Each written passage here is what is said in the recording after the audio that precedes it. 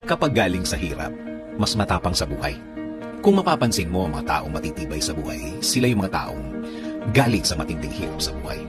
Mga naranasang grabe sa bigat ang mga problema na kung mararanasan sa buhay ng isang simpleng tao, susuko at susuko talaga. Aayaw at aayaw talaga.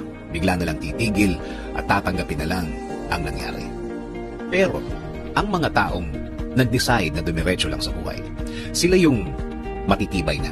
Sila yung na-shape ang pagkatao dahil sa tindi ng hirap ng buhay o kaya sa tindi ng hirap ng sitwasyon.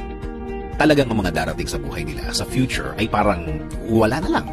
Tama, manggaling na sila sa pinakamahirap, pinakamatindi. Oo naman, nasa kanila ang desisyon kung ayaw na nila. Pero, ano ang pakinabang kung ayaw na sila? Sa bandang huli, sila ang talo. Sabi nga nila, bahala na si Lord. Malalakas ang faith ng mga